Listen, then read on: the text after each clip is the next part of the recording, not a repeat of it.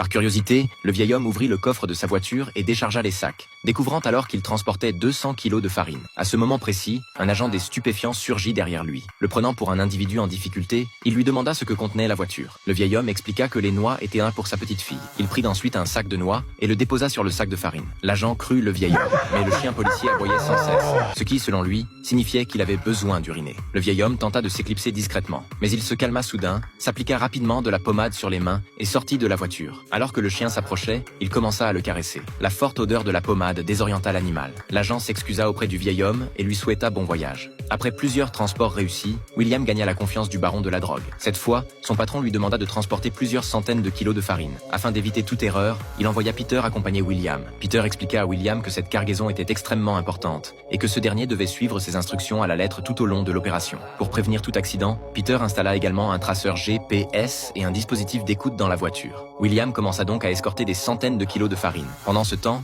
la brigade des stupéfiants constata une recrudescence du trafic de drogue. Leur attention se porta alors sur un trafiquant. La police perquisitionna son domicile et y découvrit de la drogue et une arme de poing. Ces accusations pouvaient lui valoir la prison à vie. Cependant, s'il choisissait de coopérer avec la police, non seulement toutes les charges retenues contre lui seraient abandonnées, mais il recevrait également une compensation financière. N'ayant pas d'autre choix, il dut coopérer avec la police. Pendant ce temps, Peter suivait nerveusement William. William, quant à lui, chantait joyeusement, l'air détendu et serein. Mais l'instant d'après, le comportement de William exaspéra Peter. Lorsque William tomba sur un véhicule en panne, non seulement il descendit pour aider le conducteur, mais il invita également deux belles femmes à une longue conversation ce soir-là. Peter, témoin de la scène, était furieux. Le camion était chargé de marchandises d'une valeur de plusieurs millions de dollars, mais William ne se souciait que de son propre divertissement. Peter n'eut d'autre choix que d'appeler son patron pour se plaindre. Mais le patron savait que William n'avait jamais failli à sa mission. Changer d'itinéraire était peut-être une bonne chose. Il déclara que tant que les marchandises étaient là et livrées à bon port, tout allait bien. Le lendemain, à sa grande surprise, Peter fut arrêté par la police.